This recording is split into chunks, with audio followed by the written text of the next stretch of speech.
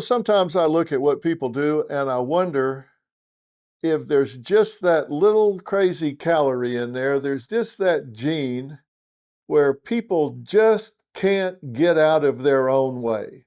And we talk a lot about divisiveness in this country, and I'm not talking politics, I'm talking culture. I'm talking about how we live our lives day to day. And you kind of got the left and you kind of got the right, and then you kind of got fringes on both sides. And I think of those real fringes in our culture as the tails. You think about a bell curve, and a bell curve has tails on it. And out here on the tails of the bell curve is where I think the fringe lives. And I do think about those as tails, and I think about them as the tails wagging the dog. And that's where I think we've gone astray, because all the population lives in here, in this big pile of people, all in here. And you would think they would control things, but no, we got the tails out here wagging the dog with this extreme thinking. It's the same on the right and the left. And I wonder when we're going to wake up and say, you know what? Why do we have the tail wagging the dog? Why isn't the dog wagging the tail? Today I'm talking about the left. When are they going to learn their lesson? They got a favorite game of renaming things and hoping the rest of us are dumb. In January, President Trump took office. Whether you like him or whether you don't, let's talk about what he's done that has to do with culture. He said DEI, diversity, equity, not equality, equity and inclusion was over with. That it's discrimination with a fancy name and it's done. The backlash was heard. The woke era was over at universities, in business. But what really happened? Did they say, hey, we just lost an election, one that we thought, hey, this guy could not ever get elected again. People learned their lesson, not going to do it again. So you think, all right, people voted against that kind of thing, so we need to come up with a whole new plan. And we need to get away from that. But did they end it? They did not. They didn't end it, they just rebranded it, assuming, I guess, that they think people are not going to pay attention or are stupid. Everyone in this room is now dumber. Less than a year after losing the presidency, liberals are just continuing to do the same damn thing that cost Democrats the election. Today, the real story is about how companies are quietly, I guess they think cleverly, relabeling the same divisive policies and why Americans should just go, oh, okay, okay. Whatever you say, boss. Whatever you say, boss. Yeah, whatever you say, boss. Okay. Headlines: DEI rebranded. U.S. companies change the term to belonging. Mayo Clinic renames DEI office to Office of Belonging. Walmart DEI gives up the ghost, giving way to belonging. I don't know what to tell you. Americans were loud and clear. Stop this DEI nonsense. Stop! Will you stop that? Stop it! Whoa, whoa, whoa, whoa, stop right there. So what does the radical left do? What does the tail on the left do? They just rebranded it, I guess, thinking we won't know the difference. Diversity, equity, inclusion is now belonging. That's just corporate lipstick on a political pig. The woke cover-up, Kohl's, claimed to drop DEI, but the chief DEI officer still works there. Chief Inclusion and Belonging Officer. Same person, same office, same everything. Dollar Tree. Culture of inclusion became culture of belonging. DEI Council and employees groups still fully operational. I mean, I'm sorry. When I was asleep last night, did somebody write stupid on my forehead? There's room. There's plenty of room.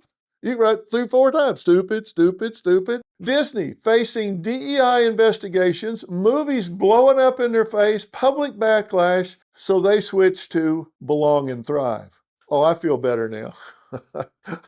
I feel so much better now. Nationwide Insurance claimed to scrub DEI, now calls it belonging, respect, and fairness. They're not alone. A 2024 survey of company executives found 80% are keeping DEI programs. 80%. 10% are expanding them. Over half say they've already swapped DEI for belonging style terminology. That's it. Call it a new name. Just call it a new name. Do the same thing, just call it a new name. We're too dumb to know the difference. What's in a name? That which you call a rose. By any other name would smell as sweet. More proof of the left doubling down on DEI. In 2020, U.S. companies spent $7.5 billion on DEI efforts.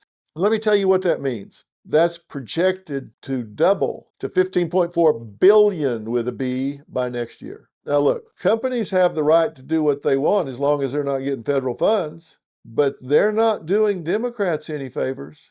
According to a Blueprint post-election poll of swing voters, now these are swing voters. They're not Republicans, they're not Democrats. They're the 15% in the middle that are the ones that determine who wins elections.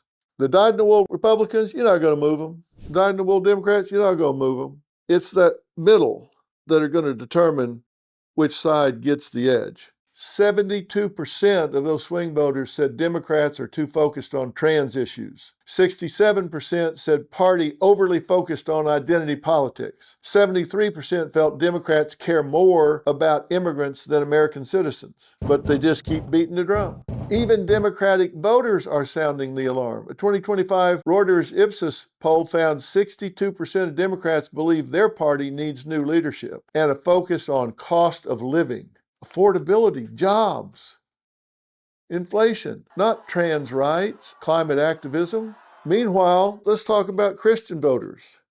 They're waking up. Evangelicals have tended to not vote because they say they don't think it's going to make any difference.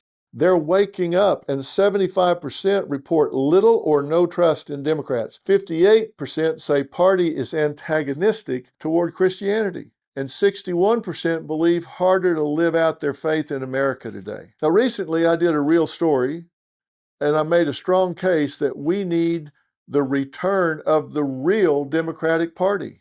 I have voted for many Democratic candidates, many Democratic policies in my life. I've often in the past considered myself a social Democrat and a financial Republican. Working class Americans are dealing with real world issues. High grocery bills, failing schools. Our education system is collapsing around our ears. Safety, dangerous neighborhoods. People want solutions, not slogans. DEI doesn't work. It's not just that it's not popular, it doesn't work. These children going into pre-K and K in those inner city neighborhoods, the reason they're not showing up at the other end as well prepared as kids in the suburbs is because they're getting cheated from the very beginning. Property is worth less. They generate less taxes. Less taxes means less money for schools and equipment and education. They're getting cheated out of good teachers, good equipment. They don't have good connectivity to the internet. They don't have good devices. Their desks are falling apart. They've got crummy buildings. We need to fix that. Those children deserve every opportunity from the first day they step into a school. We need to involve their parents, get them to value education. We need to start fixing that problem where it begins, and that's the first day these children have a chance to be educated.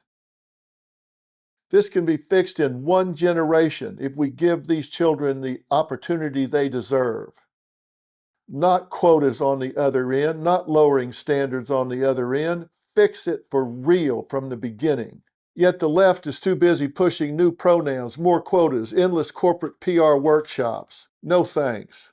I'd rather give the children a chance. That's elitism in action, where lived experience matters more than hard work, pronouns matter more than performance, and merit is framed as oppression. That's not reality, that's ridiculous. And Americans see right through it. They want honest leadership, not corporate word games. That's the real story. And if you want to hear more real stories, click down below to subscribe and follow, because I'm going to be here tomorrow talking about more things that matter to more people who care. I hope you're one of them. Wherever you're getting The Real Story, make sure you subscribe and follow. I'll see you tomorrow. This message is sponsored by Greenlight. Remember summertime as a kid? The freedom, the boredom, the first taste of independence, like setting up a lemonade stand or earning your first dollar. Summer's the perfect time to teach kids real-world money skills that they'll use for life. Greenlight is a debit card and money app for families. Parents can send money, manage chores, and track spending.